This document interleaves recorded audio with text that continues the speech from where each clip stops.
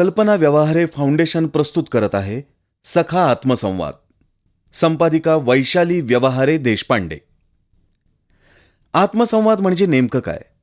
अगदी सोपं करून सांगायचं तर प्रत्येक क्षणी तुमच्या माझ्या मनातल्या मनात जे स्वगत सुरू असतं ना, तोच हा आत्मसंवाद. अत्यंत प्रामाणिकपणे आपली साथ देणारा हा स्वसंवाद किंवा आत्मसंवाद. तो आपला खरा सखा, कारण तो अव्यक्तपणे अखंड आपली सोबत करत असतो. तोच आपले व्यक्तिमत्व घडवत असतो. सर्वसामान्य माणसांपेक्षा यश कीर्ती मिळालेली माणसं वेगळी असतात. काय कारण असावं बरं? कारण त्यांचा आत्मसंवाद सकारात्मक आणि विवेकनिष्ठ असतो. अविरतपणे सुरू असलेला हा आत्मसंवाद आपल्यासाठी इतका सवयीचा आणि सहज असतो की त्याला शब्दात पकडणं कठीण होऊन बसतं. पण तरीही हा आत्मसंवाद साधून तो आपल्यासाठी शब्द स्वरूपात व्यक्त केलाय वेगवेगळ्या क्षेत्रातल्या दिग्गजांनी सखा आत्मसंवादमध्ये. सखा आत्मसंवाद या सिरीजमध्ये आपल्याशी संवाद साधतायत वीरचक्र आणि परम विशिष्ट सेवा मेडल प्राप्त लेफ्टनंट जनरल B.T. पंडित. अभिवाचन अनिरुद्ध दडके. झुंजता रणभूवरी.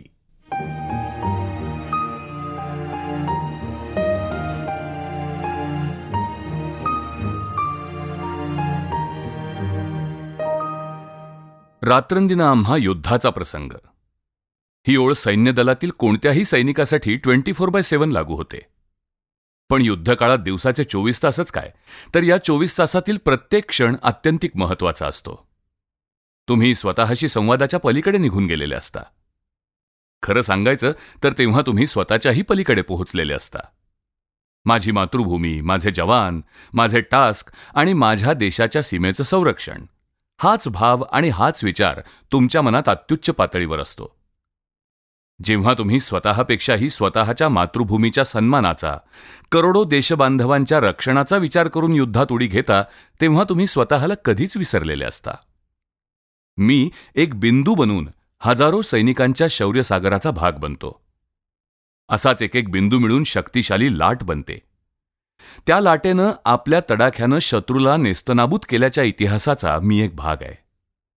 याचा मला जाज्वल्य अभिमान आहे. 1971च्या भारत-पाकिस्तान युद्धाबद्दल मी बोलतोय. Welcome to Pakistan. Welcome to Pakistan, no passport required हा बोर्ड आम्हीच पाकिस्तानच्या हद्दीत लावला होता. 1971च्या युद्धात मी लेफ्टनंट कर्नलच्या पदावर 9 इंजिनियर्स रेजिमेंटमध्ये होतो. आमची ही रेजिमेंट प्रसिद्ध 54 इन्फंट्री डिव्हिजनचा भाग होती. याच इन्फंट्रीनं पाकिस्तान पंजाबच्या शक्करगड सेक्टरमध्ये जोरदार मुसंडी मारली होती. भारतीय सैन्य दलाच्या इतिहासात या पराक्रमाची सुवर्णाक्षरात नोंद झाली आहे. 3 डिसेंबर ते 17 डिसेंबर आम्ही अत्यंत शौर्यानं आणि एकदिलानं लढलो. मी आणि माझी 9 इंजिनियर्स रेजिमेंट शत्रूच्या भूसुरुंगांना नेस्तनाबूत करून पुढे पुढे जात होतो. पाकिस्तानी सैन्यानं भारतीय सेनेला थोपवण्यासाठी 3 भूसुरुंग क्षेत्र तयार केले होते. या सुरुंगातूनच सुरक्षित वाट काढून भारतीय सेना त्यांच्या हद्दीत येऊ शकेल याची त्यांनी स्वप्नातही कल्पना केली नसेल. आम्ही त्यांचे एक एक सुरुंग नष्ट करत झपाट्यानं पुढे सरकत होतो. 5 डिसेंबर रात्री 8:30च्या सुमाराला कुंपण तोडून पाकिस्तानच्या हद्दीत पाय ठेवला. पाकिस्तानच्या भूमीवर पाय ठेवला तो क्षण आमच्यासाठी प्रचंड अभिमानाचा क्षण होता. तो क्षण अजूनही जसाच्या तसा स्मरणात आहे. पाकिस्तानच्या सैन्याला तोंड देत, त्यांच्या माऱ्याला थोपवत, त्यांना मागे सारत, त्यांच्याच जमिनीवर मान उंचावून उभं राहण्याचं भाग्य आम्हाला मिळालं होतं. मिळालं होतं म्हणणं कदाचित चुकीचं ठरेल. ते भाग्य आमच्या सैनिकांनी आपल्या पराक्रमानं, अथक परिश्रमानं खेचून आणलं होतं. शत्रूला आम्ही आमच्या पद्धतीनं आणि आम्ही निवडलेल्या ठिकाणी लढवून पराभूत केलं होतं. त्या युद्धातील सगळ्यात घमासान आणि निर्णायक ठरलेल्या बॅटल ऑफ बसंतरमध्ये पाकिस्तानचं भयंकर नुकसान झालं. 15 ते 17 डिसेंबर या 3 दिवसात त्यांचे शेकडो सैनिक मेले, 60 रणगाडे नष्ट झाले. त्यामुळे 17 डिसेंबरला हार मानण्यावाचून काहीच पर्याय पाकिस्तानकडे उरला नाही. वीरचक्र. माझ्या नेतृत्वाखाली 9 इंजिनियर्स रेजिमेंटचं मुख्य काम होतं भूसुरुंग शोधून काढण्याचं आणि ते नष्ट करण्याचं. दुसरं काम होतं भारतीय सैन्याला पुढे जाण्यासाठी वाट तयार करून देण्याचं. ही कामं सर्वसामान्य परिस्थितीतही करण्यासाठी अत्यंत कठीण आहेत. त्यात युद्ध सुरू असताना शत्रूच्या अखंड गोळीबारात अत्यंत गतिमान पद्धतीनं ते करणं आव्हानात्मक होतं आणि आम्ही ते करून दाखवलं. माझ्या 9 इंजिनियर्स रेजिमेंटच्या पराक्रमाची आणि 1971च्या विजयी युद्धातल्या योगदानाची दखल सरकारनेही घेतली. आमच्या रेजिमेंटला 11 शौर्य पुरस्कार मिळाले. मला स्वतःला वीरचक्रानं सन्मानित करण्यात आलं. आयुष्यात इतर अनेक पुरस्कार सन्मान मिळाले, पण या वीरचक्राची सर कोणत्याही पुरस्काराला येणार नाही. या पुरस्काराला अनेक जवानांच्या शौर्याचा सुगंध आहे.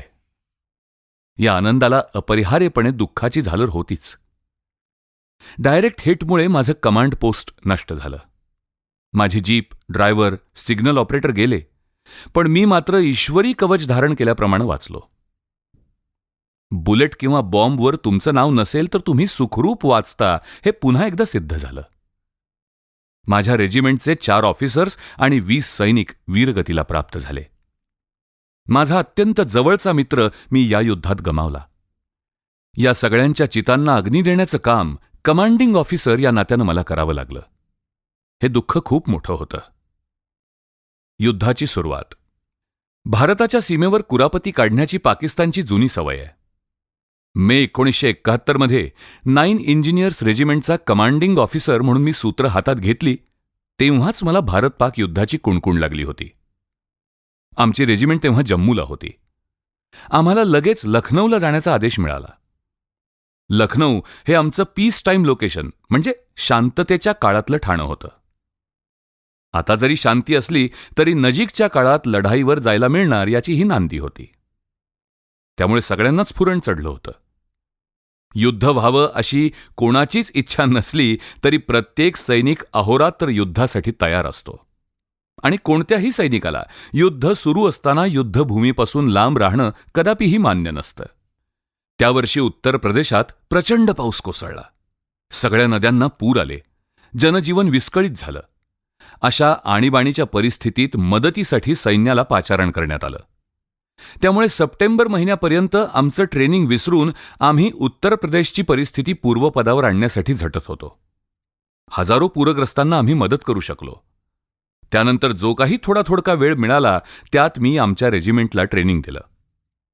7 ऑक्टोबरला आम्हाला बरेलीला कूच करण्याचा हुकूम आला. 10 ऑक्टोबरला आम्ही रस्त्यानं बरेलीला जायला निघालो. तो दिवाळीचा दिवस होता. युद्धजन्य परिस्थितीमुळे आम्ही गुडूप अंधारातच प्रवास करू शकत होतो. तोपर्यंत लोकांनाही स्थितीचा अंदाज आला होता. त्यामुळे आमच्या मार्गावरील गावांमधले लोक स्वयंस्फूर्तीनं भरभरून मदत करत होते. सैन्याबरोबरच जनतेमध्येही युद्धाचा ज्वर पसरायला सुरुवात झाली होती. 14 ऑक्टोबरला आम्ही पठाणकोटला पोहोचलो. 20 ऑक्टोबरपर्यंत आमचं सर्व युनिट पठाणकोट जम्मू रोडच्या संरक्षणासाठी सज्ज झालं होतं. जम्मू पठाणकोट रस्त्यावर आक्रमण करणं पाकिस्तानसाठी खूप सोपं होतं. त्याला तोंड द्यायला आम्ही आता तयार होतो. योग्य वेळ येताच त्यांच्यावर आक्रमण करण्याचा निर्णयही आम्ही घेऊ शकणार होतो. इथे आल्यावर आम्हाला थोडा वेळ ट्रेनिंगसाठी मिळाला. 3 डिसेंबरला पाकिस्ताननं पहिला हल्ला केला आणि युद्धाला तोंड फुटलं. रात्री 1 वाजता आपल्या तत्कालीन पंतप्रधान श्रीमती इंदिरा गांधी यांचं अत्यंत स्फूर्तिदायक भाषण ऑल इंडिया रेडिओवरून प्रसारित झालं. त्यांनी तेव्हा युद्धाची घोषणा केली. त्यांच्या या भाषणामुळे सैनिकांमध्ये जोश संचारला होता. त्यांना करोडो देशबांधवांची साथ मिळाली. भारतीय सैन्यानं आपल्या शौर्य, धैर्य, शिस्त आणि निष्ठेच्या बळावर हे युद्ध जिंकलं. 17 डिसेंबरला पाकिस्तान गुडघ्यावर बसून शरण आला आणि नवीन राष्ट्र बांगलादेशची निर्मिती झाली. याचसाठी केला होता अट्टहास, शेवटचा दिस गोड व्हावा. युद्ध संपलं की जवानांना घरी जायची ओढ लागते. त्यांनाही घर असतं, परिवार असतो. वयस्क आईवडील, वाटेकडे डोळे लावून बसलेली पत्नी, गोंडस मुलं यांचीही काळजी सैनिकाला असते. आपण युद्धात कामी आलो तर त्यांचं कसं होणार ही चिंता असणंही स्वाभाविकच असतं. पण त्यापेक्षाही युद्ध हरण्याची भीती त्यांच्या मनात जास्त असते. आणि म्हणूनच युद्ध जिंकण्यासाठी तो प्राणपणाने लढतो. युद्धात लढणाऱ्या सैनिकांमागे त्याच्या वाडवडिलांचा आशीर्वाद आणि पत्नी मुलांचा खंबीर पाठिंबा असतो. माझ्या आजवरच्या सैनिकी कारकिर्दीत माझ्या पत्नीनं मला सगळ्या आघाड्यांवर पाठबळ दिलं. युद्धभूमीवर तिच्या पत्रांनीच मला प्रचंड विश्वास आणि हिंमत दिली. आपल्या ट्रूपची काळजी घ्या, देव तुमच्या पाठीशी आहे, हे तिचे शब्द माझी प्रेरणा होते. पत्नी, 8 वर्षांचा मुलगा आणि माझी 11 वर्षांची मुलगी या तिघांच्याही पत्रांची मी आतुरतेनं वाट बघत असे. त्यांच्या शब्दांनी मला भावनिक बळ मिळत असे.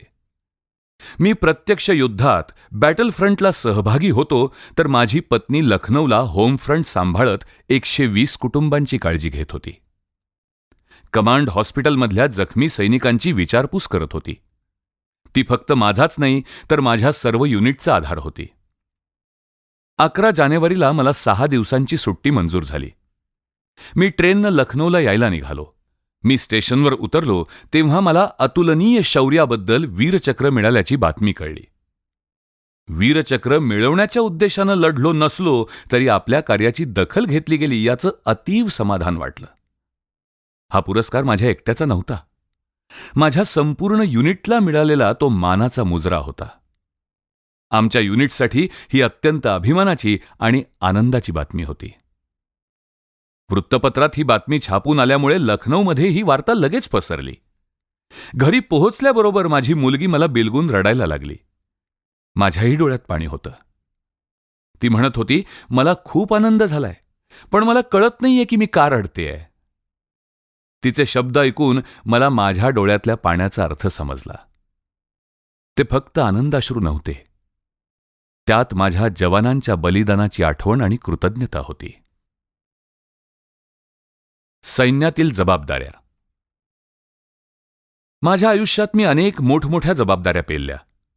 त्या पेलताना एक संवेदनशील व्यक्ती म्हणून मला त्रास झाला, पण देशहिताचा विचार करून त्या कठीण परिस्थितीतून मी ताऊन सुलाखून बाहेर पडलो. पुंछमध्ये मी डिव्हिजनल कमांडर म्हणून कार्यरत होतो. पीर पंजाबपासून चिनाब नदीपर्यंत लाईन ऑफ कंट्रोलच्या रक्षणाची जबाबदारी होती. औपचारिकरित्या युद्ध होत नसलं तरी एलओसीवर रोजच युद्धाचं वातावरण असायचं. तिथे असताना जवळपास रोजच युद्धाचा प्रसंग असायचा. माझ्या तिथल्या कारकिर्दीत आम्ही वेळोवेळी सर्जिकल स्ट्राईक्स केले. तेव्हा आमच्याजवळ हेलिकॉप्टर्स पण नव्हते. सीमारेषेजवळच्या 8 ते 10 किलोमीटर परिसरातील टार्गेट शोधून त्यावर हल्ला करायचा आणि परत यायचं. आपलं सामरिक वर्चस्व राखून ठेवणं महत्वाचं. तेव्हा दहशतवादी नव्हते, पण मुजाहिदीन असायचे. मुजाहिदीन म्हणजे अनधिकृत आर्मी. त्या काळी सैन्याला स्थानिक काश्मीरी लोकांचा पाठिंबा आणि मदतही मिळायची.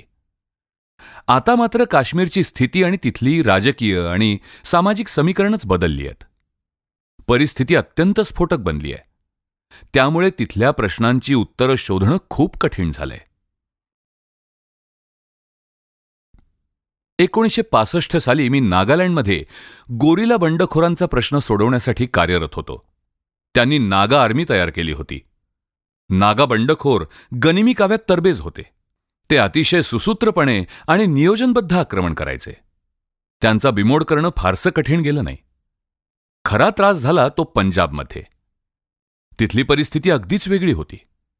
ऑपरेशन ब्लू स्टार आणि त्यानंतरच्या काळात झालेल्या शीख हत्याकांडामुळे पंजाबातील जनमानस पेटलं होतं. पाकिस्ताननं खलिस्तानला दिलेला उघड पाठिंबा आगीत तेल ओतण्याचं काम करत होता.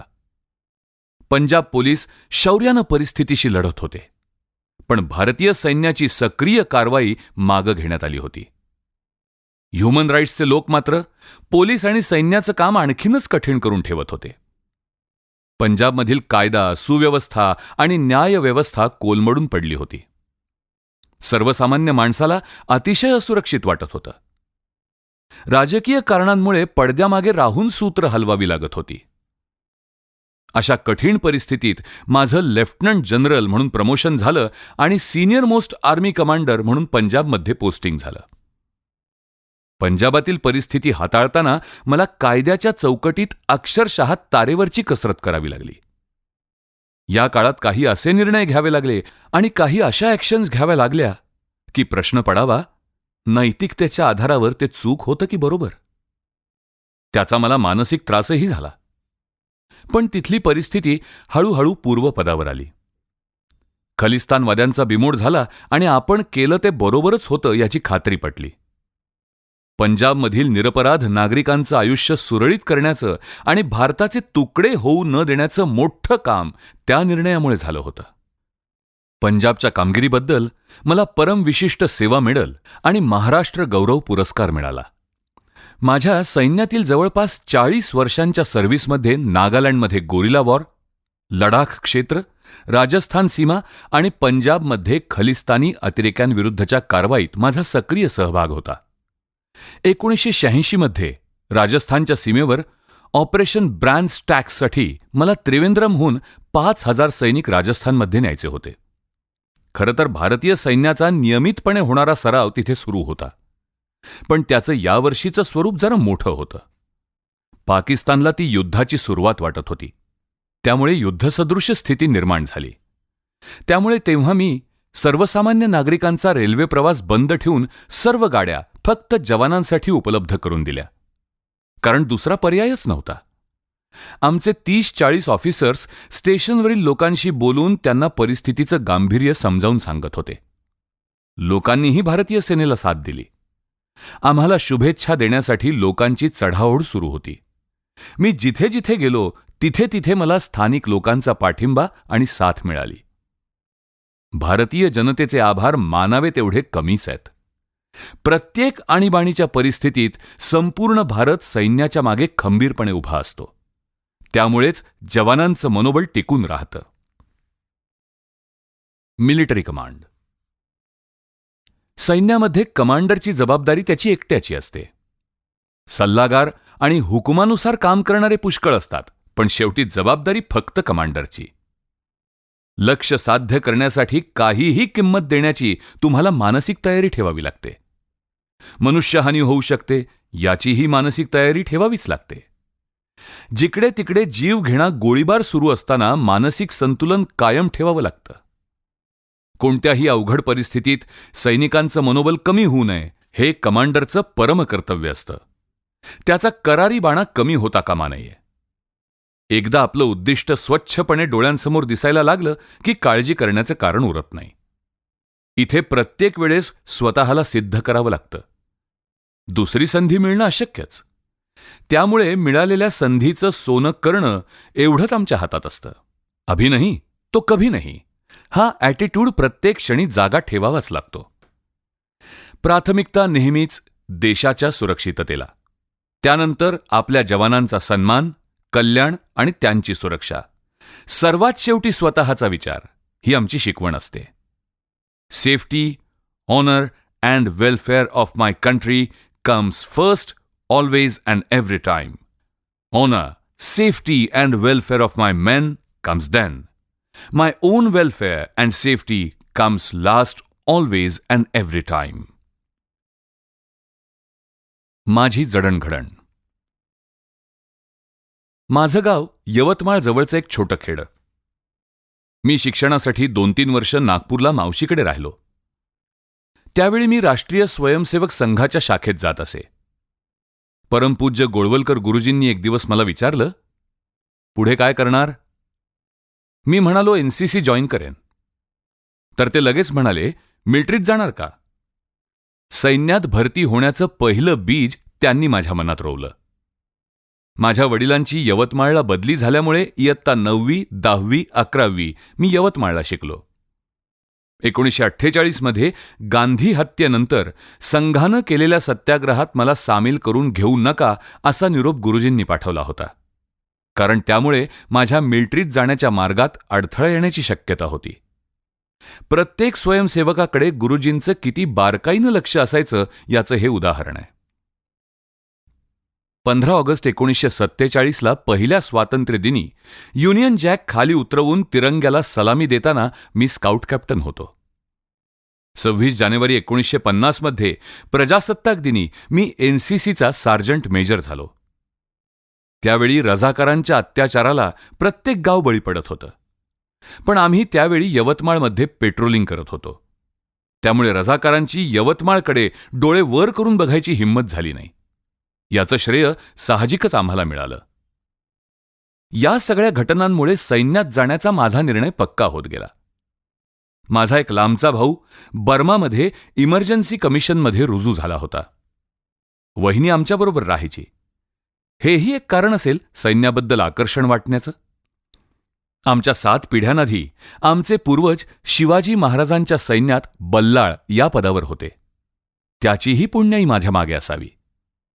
1951 मध्ये दुसऱ्या प्रयत्नात मी एनडीएला उत्तीर्ण झालो. IMA मध्ये 10वं आल्यामुळे मला अभियांत्रिकीला जाण्याचा चॉईस मिळाला. मी मद्रास सॅपर्समध्ये कॉम्बॅट इंजिनिअरिंग केलं. तिथला 2.5 वर्षांचा अभियांत्रिकीचा अभ्यासक्रम BEच्या समतुल्य आहे. त्यानंतर 1.5 वर्ष पोस्ट ग्रॅज्युएशन. त्यामुळे 4 वर्षात मी इंजिनिअरिंगची PG डिग्री घेऊन बाहेर पडलो.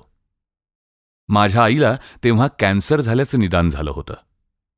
त्यामुळे शक्य तितक्या लवकर पैसे मिळवणं माझ्यासाठी अत्यंत आवश्यक होतं.